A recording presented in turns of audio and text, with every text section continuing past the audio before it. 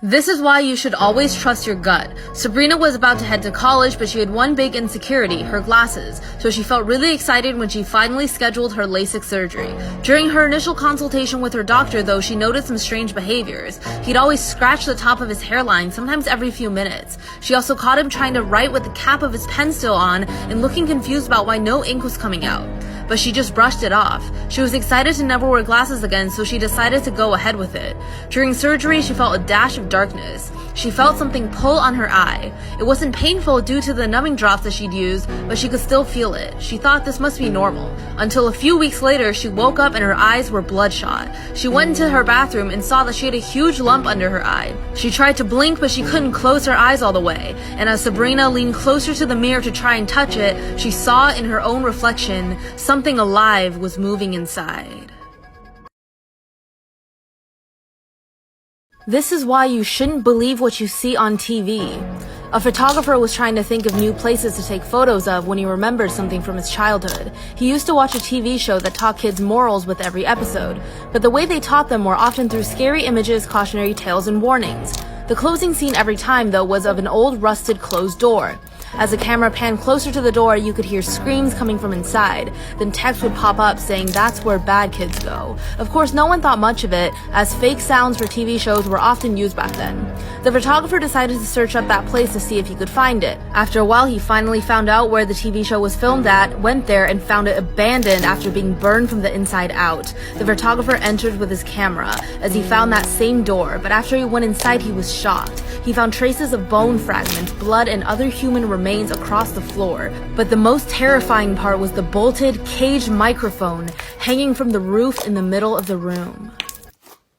Has anyone ever tried to talk to you in a public bathroom? Once a young girl went into a public bathroom and heard from the stall next to hers, "Shall we put on the red vest?" She got scared, ran off, and called the police. 2 officers arrived. One went in and heard the same voice asking, "Shall we put on the red vest?" The officer outside heard her reply, "Okay, put it on." Suddenly, a loud scream, then a thump. The second officer opened the door to check on his partner, then found her head rolling on the ground and blood all the way down her back, making it look like she was wearing a red vest. In Japanese urban legend, the Akamanto is a ghost who haunts bathrooms, specifically female bathrooms. He wears a red cape and hides his face with a white mask. If he chooses you, he will ask you if you want to wear a red vest or a blue vest. If you say red, he will chop your head off. If you say blue, he will grab you by the neck until your face turns blue and you suffocate. If you try to ask for a third color, the floor will open up and a pair of pale hands will reach up and drag you to hell. This is why things are never as they seem. Once there was a man who didn't want to get married because he didn't want to spend money on anyone else. He thought that if he got married, he would have to pay for his wife's food, clothes, and other items, which he didn't want to do. However, one day he came across a beautiful young woman who oddly never ate a single thing. He thought this was perfect. He wouldn't have to pay for her food and she could be his wife. He quickly asked her to marry him. But of course, things are not as they seem. He noticed that his supply of food was disappearing even though he never saw his wife eat. So one day he decided to spy on her. And what he saw was terrifying. He saw his wife's hair part in the back, revealing a huge mouth on the back of her head. Her skull split open and the mouth was unnaturally wide with huge teeth.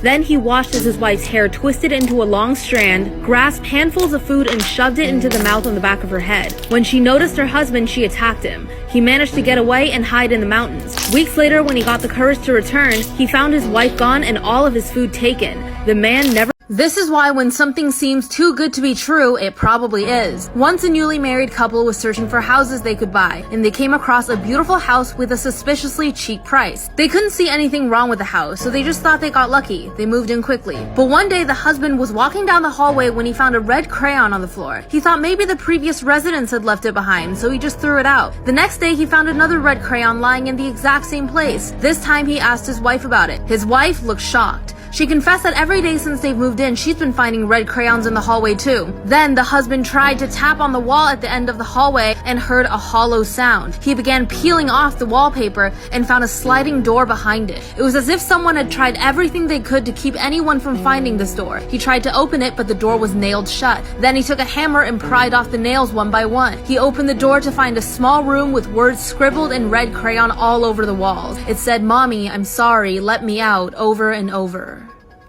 This is why you should never go to a stranger's house alone. There was once a boy named Bryce who loved raisins. He loved them so much that he wanted to impress his high school crush, Jenny, with his homemade raisins. He thought it was more satisfying to make his own. His raisins didn't have any preservatives. He just left them outside and let the sun do its work. The smell was his favorite part. He invited Jenny to his house and was so excited when she accepted. At first, Jenny thought it was strange that Bryce was so into raisins, but she brushed it off as a unique hobby. Jenny arrived at Bryce's home. After a while, she then turned to Bryce and said, "Where are the raisins? Show me where you make them." Bryce motioned for her to follow him into the backyard. As soon as she entered, she let out a horrified scream. Bryce regretted what he did next. He just wanted her to stop screaming, so he took the nearby rock and hit her on the head until it stopped. He didn't realize that when he told Jenny he loved to make raisins, she thought that he meant those dried up grapes. But why waste the body now? Bryce decided he would turn Jenny into a raisin. So he carried her body and laid her down in the yard next to all the others. This is why you should never watch TV late at night. Once a mother and a father decided they needed a break, so they planned a night out together, and they left their 2 children with their babysitter at home. Everything was going good, the children were well behaved, and the babysitter was just sitting around while watching the kids, but eventually she decided that she wanted to watch some TV. It turns out she couldn't watch it downstairs because they didn't have cable downstairs, so she called the parents and asked if she could watch TV with the kids in their room upstairs. The parents agreed. They were about to hang up the phone when the babysitter had one final request. As she entered the parents' bedroom, she asked if she could cover up their large clown statue with a cloth or a blanket. She said it was making her very uncomfortable. The phone line went dead for a second. Then the mother said over the phone, "Take the children and get out of the house. We don't have a clown statue." As the babysitter turned around, she saw the corners of the clown's mouth widen into a smile. Do you style your hair the same way every day? Well, there's an urban legend about a woman who always wore her hair in a bun, but for her, this habit would lead to something terrifying. This woman loved wearing her hair in a bun, but she might have taken it a bit too far. She didn't want to style her hair differently or even take out her bun to clean her hair. Whenever she took a shower, she would just wear a shower cap to make sure the water didn't mess up her bun. At night, she would sleep with a towel around her hair so the bun didn't move. After a while, she had to put hairspray in it to mask the smell. Then her scalp started feeling itchy, so she would put more hairspray in it. Even when the itching got intense, she just applied more hairspray. But her husband finally found out about how bad the situation had gotten when he woke up one day and his wife was still asleep. He tried to wake her up, but she wouldn't move. She had died in the middle of the night. The husband called the police, fearing that something unusual might have happened. But when her body was examined, they finally took out her bun. Inside her hair, they found something terrifying. They found a huge spider had gotten into her hair, made a nest, and laid eggs. When the baby spiders hatched, they bit through her skull and ate her brain. What's one really bad thing you did as a child that you kept secret for your entire life and didn't tell nobody? I'll go first. I got a lot of stories like this, but this is just one of them. So my mama used to put me in daycare, and in my daycare, we used to do field trips, and we went to the YMCA. So while we were in the pool, this one white kid comes up to me. He asked me, like, "Why are you black?" And I was kind of embarrassed, but I wasn't mad at the kid. I was more embarrassed than I was mad. And I told him that my parents painted me every single day. And I was thinking back at the time when I scraped my knee and the skin came off and there was like no blood. It was just bone. But I didn't know that it was bone. I thought that I was just white underneath. So I was like, it's true, like I can peel my skin off and prove it. When I did that, I peeled skin off my finger and it was a lot of skin and I started bleeding really bad. So the water started getting red and the daycare people tried to get everybody out the water like there was something going on. And then once everybody was out of the water, one of the daycare people go, "I'm so sorry, everybody. I lost my tampon.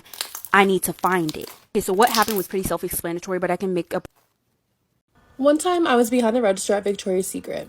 This customer walks in and immediately everybody spots her as a red flag.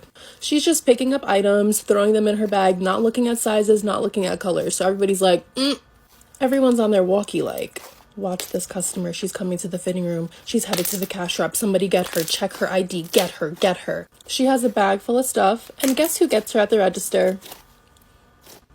Me. So she comes to my register and she dumps out her stuff and we're having a regular conversation. "Hi, how are you?" Yada, yada, yada. Her total comes up to probably between $700 to $900. It was expensive. My manager is at the register next to me talking to me on the walkie. "Ashley, make sure you get that ID. Don't matter what she's using, make sure you get that ID." So I ask her for the ID because she's paying credit. "Why do you need to ask for my ID? Just take it, run it." I'm like, "No, ma'am, I'm sorry. I need your ID for the purchase." She starts to raise her voice at me. I literally want to cry. So if you didn't know, I have a sister and her name's Ashley and we both have boyfriends. And every night we both fall asleep on the phone with our boyfriends. So one day we're all hanging out and we're like just talking. And my sister's boyfriend looks at me and he's like, "You need to stop going into your sister's room in the middle of the night." And I look at him and I'm like, "What are you talking about? I don't have a reason to go into her room. Like, I don't go into her room, especially in the middle of the night." Then my boyfriend hops in the conversation and he's like, "No, no, no, no, no." He's like, "No, I hear Ashley go into Kayla's room every night and stare at her." So me and my sister both look at each other and we're like, "We don't go into each other's rooms, do we?" And we agreed that we do not. And they said this has been going on for months. So for months, somebody or something has been going into me and my sister's room for about 15 minutes every night and watching us sleep. But it only